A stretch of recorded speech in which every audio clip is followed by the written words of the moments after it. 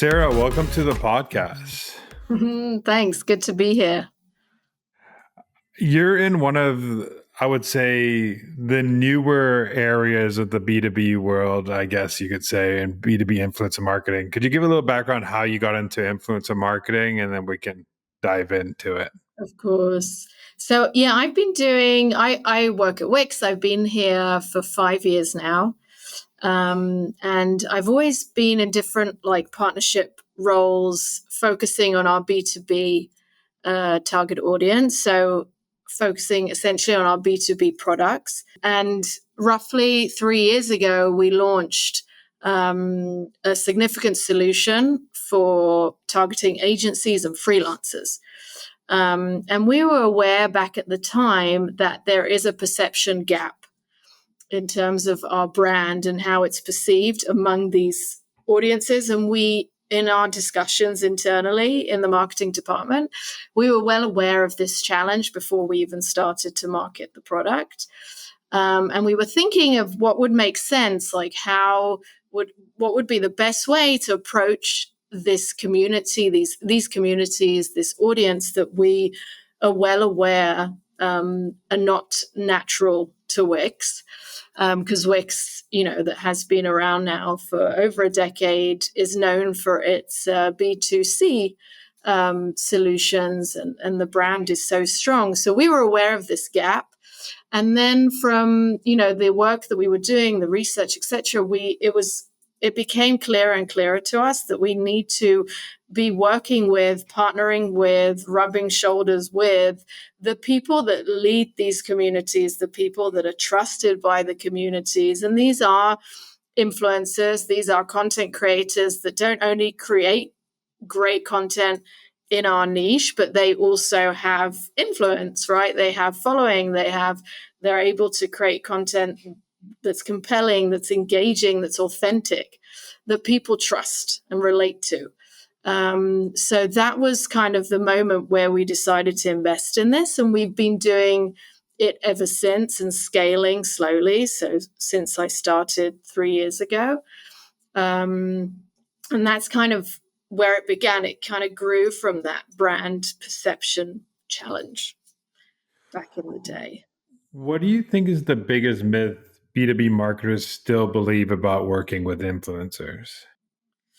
So I think I get this a lot when I talk to colleagues, people from if it's VP marketings or even CMOs from brands that are maybe not as large as Wix, but they're strong B2B brands. And they say to me, yeah, but, I tell them about what I do and the success we're seeing.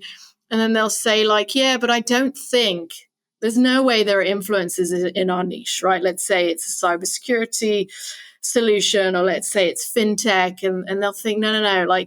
They think of influencers as like Mr. Beast or, typical B2C type of influencers and activity. And they find it very difficult to relate to that and to imagine that in their own niche.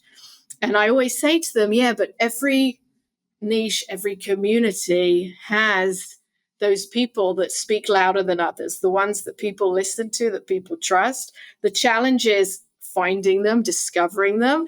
And also, I think there's a misconception about what an influencer is. An influencer is not just Mr. Beast. Influencers in B2B could have as low as 2,000 followers. And it could be someone on LinkedIn that doesn't even consider themselves an influencer, isn't even monetizing their activity on LinkedIn. They're just genuinely sharing content that's super relevant for your ICP. And so many times we've reached out to influencers and it's their first brand deal ever. And we need to kind of really hold their hand and explain to them what this thing is and what we want from them. It's very interesting. But yes, I believe, and I think it's a big misconception, I think that it's not true. I think that every niche has its influences, and the more you're familiar with it, the easier it is to detect who those people are. And, if these are people that have never worked with brands before, or if you as a brand think, no, I don't want to pay someone to post, that's okay. There's so many things you can do with these people beyond just sponsoring a post, right? Like, especially in B2B, like if you're looking for someone to participate, to be a guest on your webinar, to speak at your customer event, there are so many other ways to partner with these people, not just paying them for content. So if you were going to build a B2B program from scratch today with everything you know, what are like the first three things you do to make it work? It's a good question. The first thing I think, and this is like a process that you would need to do, is research. So spend enough time to really immerse yourself in this niche in the market that you're focusing on, to really be part of the conversation, and to, like, I don't mean to participate, but I mean to be there, to be listening, to be aware of who people are listening to. What are people saying? In other words, who are the relevant influencers? That's definitely number one. Number two, I think, is to identify the different communities or outlets, like not just the influencers themselves that you should be partnering with. And then I'd say the third thing, once you've done the research, you've identified who the key players are, is to actually start reaching out to them.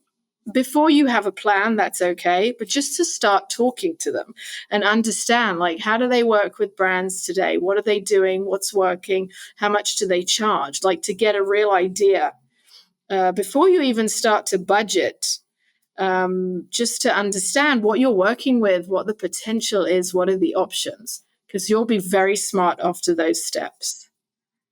I know it's like the research part and for everything's so important because the influencer space is so non-transparent. Everybody has different rates. Everybody has Yeah. different styles. Everybody has different working styles. Everybody puts out different pieces of content, and you have to navigate that process. But the question I had for you is, how do you choose the right influencers in B2B? Are you looking for followers, engagement, content quality, niche expertise? What is your like stack rank on like criteria you're looking for? So to answer that question, there's a question that you need to ask before, which is, what is your goal, right? So for us, our goal is brand awareness, which means that if I'm looking at influencers and influencer content, what matters to me is the reach that they get. So less the following, I care about their reach. So how many, average views are they getting on their posts, engagement, who's engaging with them, right? If my goal is brand awareness, for example. So the things that I look at, okay, and this is, some things here are relevant for B2B for B2C as well, but I'm going to highlight the ones that are most relevant for B2B. So number one is their title. What is it that they do, right? Because I'll give you an example. If I'm doing a campaign and I want to target web designers on LinkedIn, okay, so their profession is super important to me. And that could be something that for B2C is overlooked. Okay, so the profession, it has to be within the niche, right? Otherwise, it just doesn't make sense to work with them. Then there's following is interesting, but it's not a deal maker or breaker. What is are the average views that they get and the engagement that they get. So let's say we're ticking the boxes, they've got the right profession, they've got the right numbers. Then I dive into the content itself.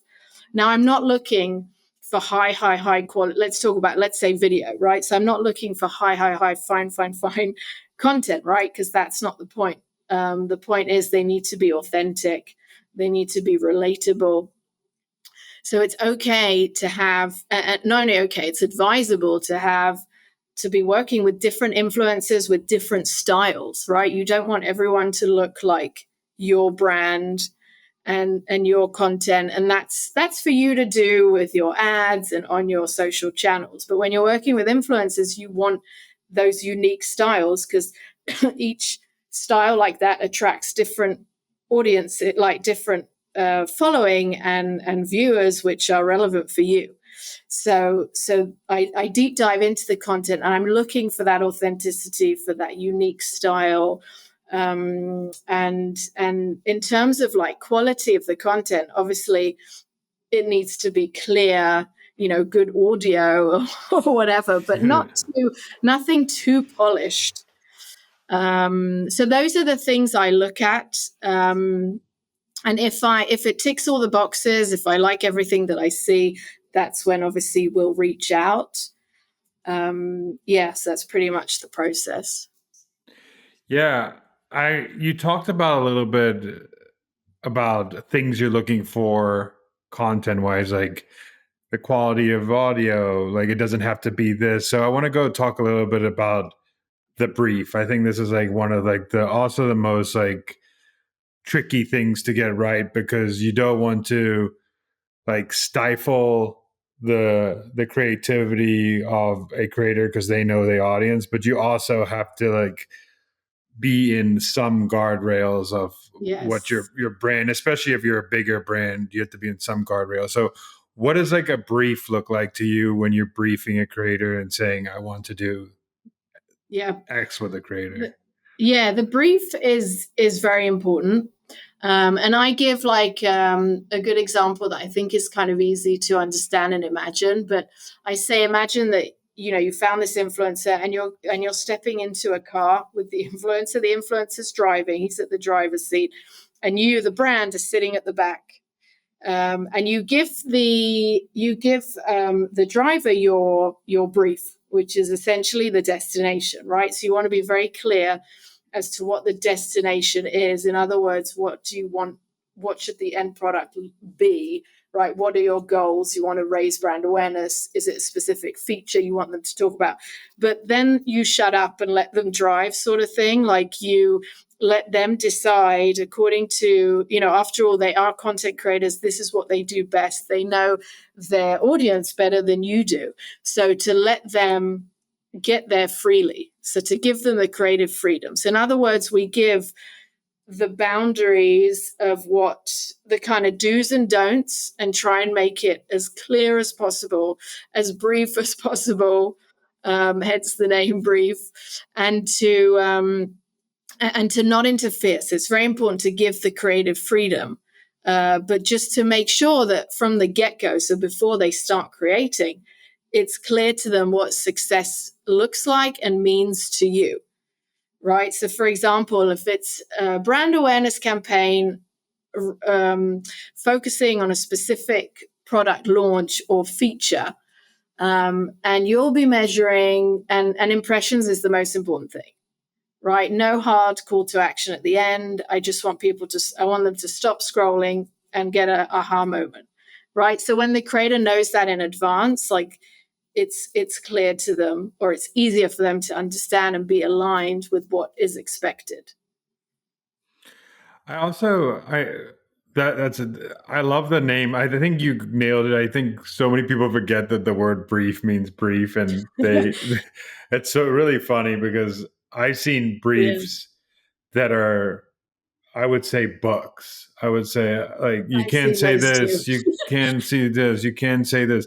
This is not right, and it turns into you just basically saying something, and then they come back and say, "Why is this not performing?" And it's like, well, you're basically saying what we should say to our audience, but that not even in our voice, tone of voice, just in your tone of voice, and you expect Yeah, them to care what you're saying. Um, I think one thing that I like you to pull back the curtain a little bit is like, how do you negotiate these influencer contracts when there's like no standard like industry rate card yeah, for very things? challenging. What like um could you give like a little example of like what averages go for, so people like who are doing some campaigns, they should know like, Yeah. if I'm doing So this, this is what I should be charging. yeah. So obviously a very good question. And I often talk about it on LinkedIn, like in my posts, I share real numbers and pricing. Now, pricing, I've learned a lot about it the hard way, slowly, slowly, from campaign to campaign. Looking back I mean, it's difficult for me to look back at like the first deals I did, like as a brand, like the agreements that we had and the amount of money we paid, because it just makes me like want to throw up. It takes quite a few campaigns to understand like what the ranges are in your niche. Like it does vary from niche to niche for sure. So for me to I compare price, like I do share pricing that we're seeing in various platforms on LinkedIn. But I'll give an example, okay? Like for, let's say, Instagram, TikTok, like short form. So we see anywhere between $500 for a dedicated sponsored video that obviously appears on the influencers channel, not UGC that we put on ours. So anywhere between $500 to say $4,000. So let's say I have this range that I've, and that's a big range. Okay. Mm-hmm. But if we are, and generally speaking, like if I were to do a list of all the influencers that we've ever worked with on the B2B front, which is probably in the hundreds, the range in terms of following, it could be anywhere between 2K to say a million. However, it's really the views that matter the most. So what I'm trying to say is over time, you create your own benchmark, your own ranges, and your own way to, like the way we do it at least, is we calculate, let's say I'm looking at an influencer's profile. I have their data, they've sent me their pricing. So I break it down to the cost per view. So I look at their average views today and, the pricing that they sent me. And I calculate the cost per view, and that's how I can compare between influencers of different sizes. And also that too, like I'll have a benchmark after a few good campaigns. I have a benchmark. So if it's below or if it's equal to, then I don't negotiate. However, if it's way above, I will. But negotiation with influencers, I always say to my team, like, you need to be careful because this isn't a conference you want to sponsor or like some supplier for swag. Like these are influencers and they're connected to other influencers that you'll probably, if you're in the same niche, especially B2B and it's quite small, they talk to each other. And you need to be very delicate because you don't want to burn bridges. You don't want them talking badly about you in their communities. You don't want to just pay everyone whatever it is they ask for because that's stupid.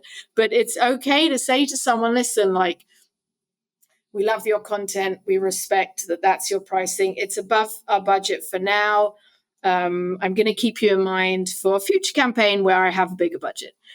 So I don't try. This isn't like an ego trip. Like this is, you have a budget for a campaign.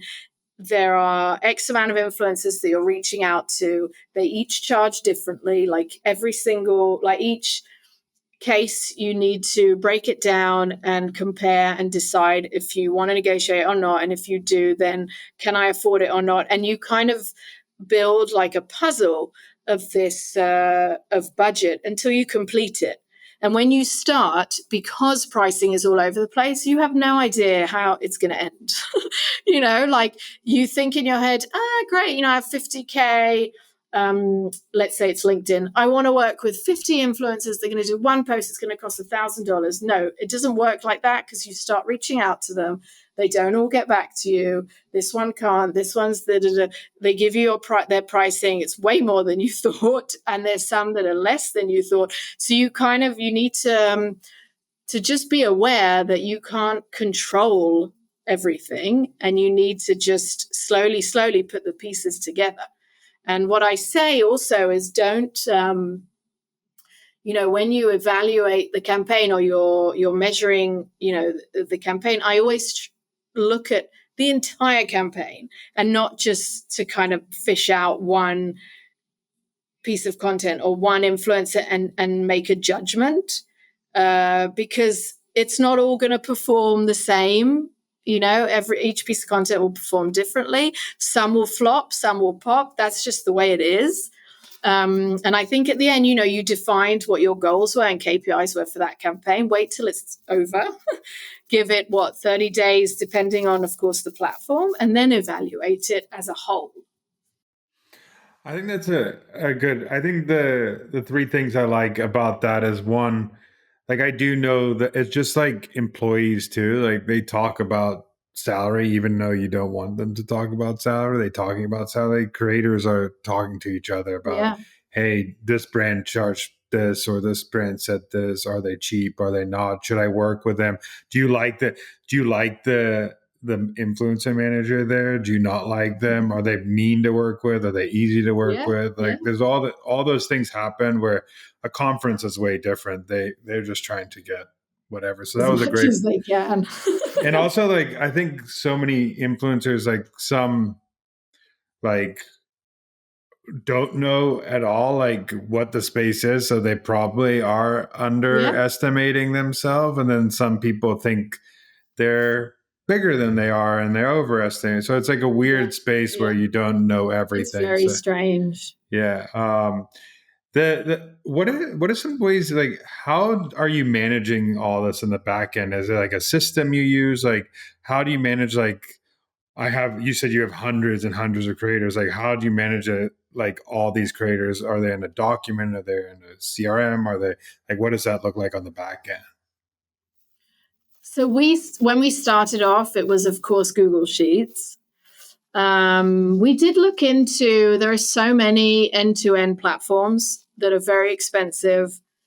I remember we did a series of demos, got extremely confused by them, and our conclusion was that it's not good for us. I mean, there are many faults. Like, for example, to use them, in most cases, influencers need to opt in to the platform. And then what do you do if they don't want to opt in? Like, what, do you not work with them? Or do you have a parallel workflow for influencers that don't want to opt in? And then if they opt out after your campaign's over, you won't see that the performance of their content in that campaign anymore. Like, many disadvantages. And we thought, no, this isn't for us. And then we moved our workflow to Monday.com, which works well because it gives me at least, and the other members of the team, a good overview of the pipeline, because we have several people working on different campaigns at the same time with different influencers. So that's how we track everything. And we also use a tool called Favicon for discovery, for influencer discovery, and we use a tool called Scrapey Monster for monitoring. So those are the three main tools that we use for the workflow, which works for now. I don't think it's perfect, but I don't think anything is.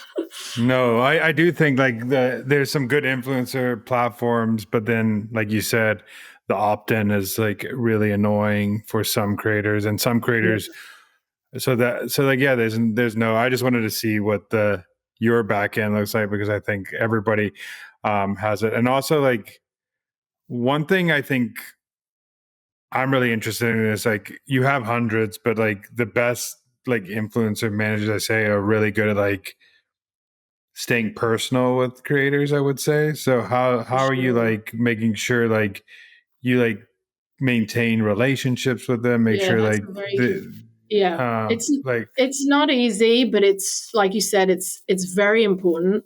When we started off, we insisted on getting on calls with everyone, which is extremely time consuming. But even like a 30-minute call, an intro call, changes so much. It just sets up the relationship for success. When you just talk to someone.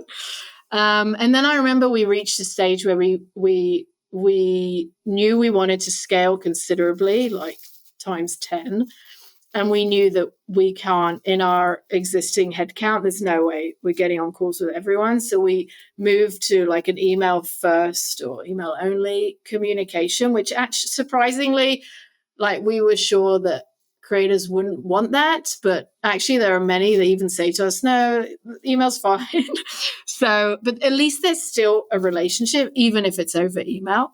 But what we do is we kind of try to find a spot in between where, if it's a very strategic influencer, if it's someone that maybe we've either very large or someone that maybe we've been trying to work with for a very long time, and is suddenly interested, so, or maybe someone that speaks a lot or is very identified with one of our competitors, although not exclusive with them, but there is like some sort of hesitation there, then we get on a call.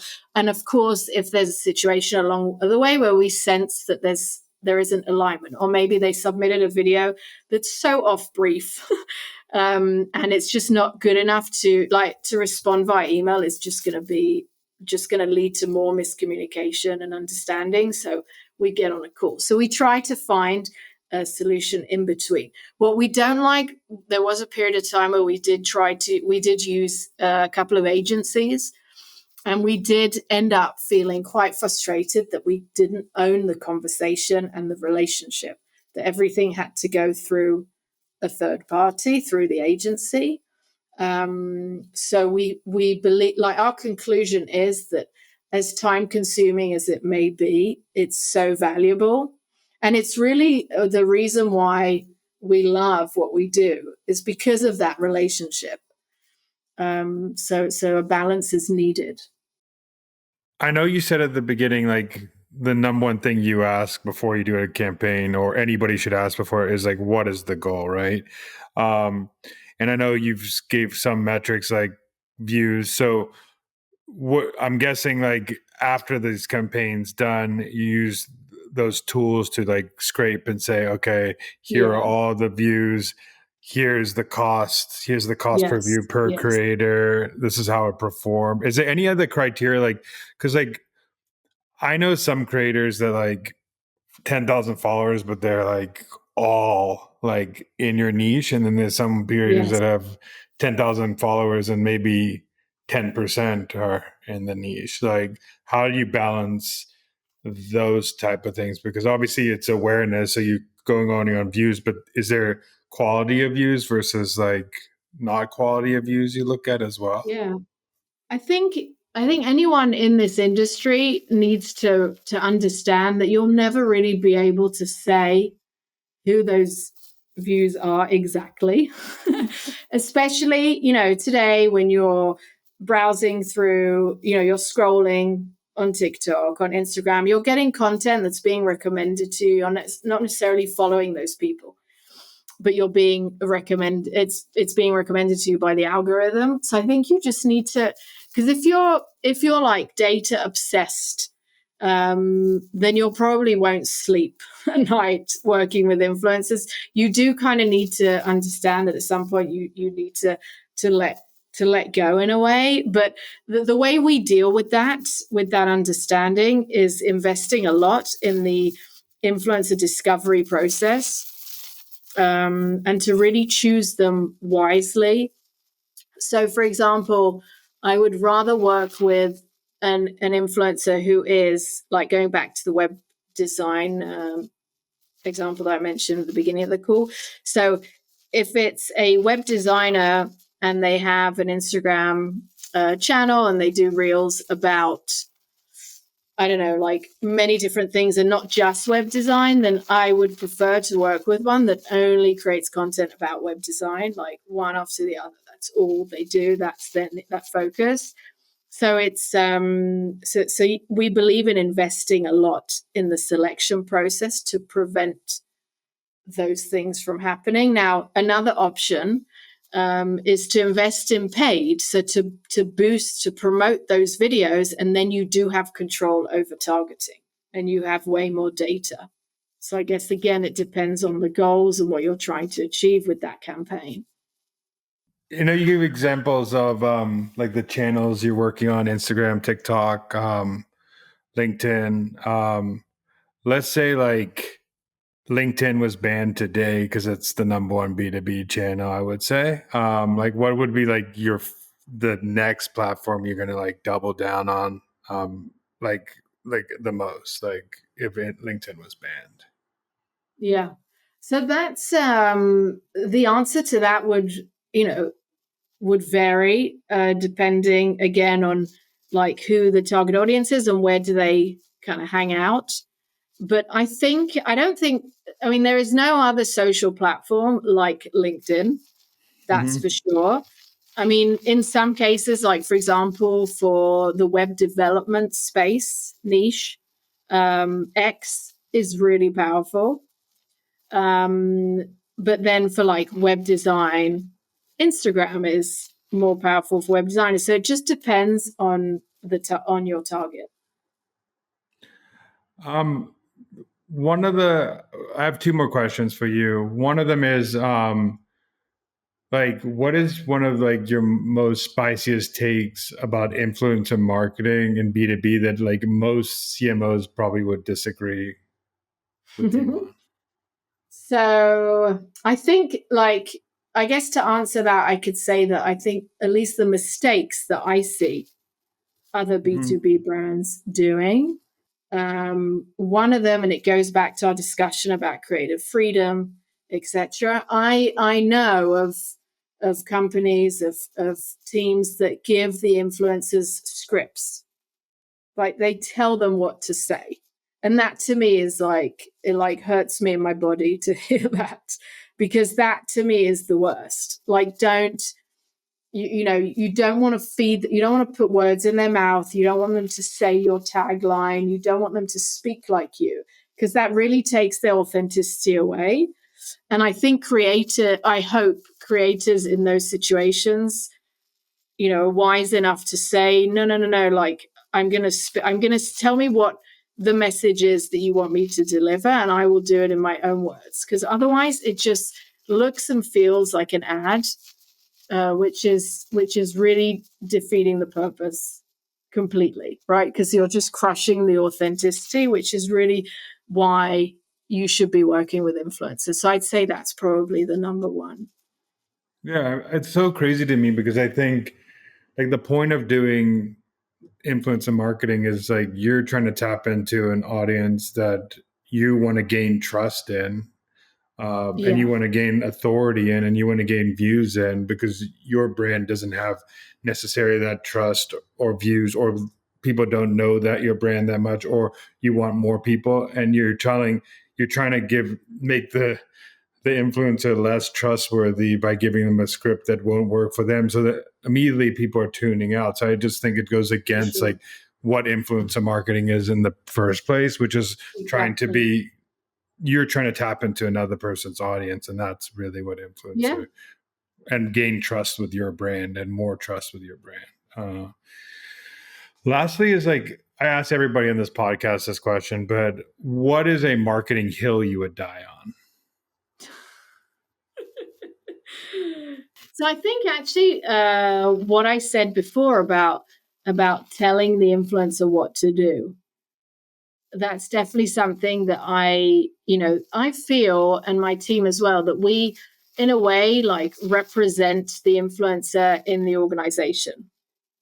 So we'll have requests sometimes from the brand team or from different PMMs, and we need to be kind of the gatekeepers and to say to them, no, no, no, no, this isn't the way it works, or this won't work, or we need to approach this differently, or no, you can't tell them what to say, or no, they won't read our tagline. Like that's something that I feel that the influencer marketing manager's job is as well. So it's not just representing the brand in front of the influencer, but it's also kind of advocating for and gatekeeping within the organization with the different teams that you're working with on the campaigns. Yeah, I mean, I would probably die on that hill as well, because I think also like there's so many things you miss out on if you don't do that. For example, like how like it could change your messaging to an audience because they know how to like talk to the Yeah, audience. So it could change messaging to your audience. It could show like a different angle to approach your audience. It could show like influencers know how to, because like they're talking to those people all day. That's their goal. Yeah. If they're good B2B influencer, like the end mind of their Yes. talk is to And be like audience focused. and we often do this, especially if we're launching a new product or feature, where we don't even give a brief, where we say, hey, we've launched this new product or feature, whatever it is, play around with it, and you tell us which angle you want to take. And that's always very interesting. Like if you do that with, say, 20 influencers, right, and you're telling them the same thing, it's very interesting to see how they interpret that, what they choose to focus on, what are the values of the product that they like the most. Very interesting exercise. Lastly, question I have for you is like, where can people find you, follow what you're doing? So definitely LinkedIn. That's where I am. It's the only social media platform I'm on, if I'm honest. And my email is visible. So if anyone ever wants to reach out to me, ask a question, feedback, whatever, go ahead. Thank you so much. I appreciate you coming on. Thanks. It was interesting.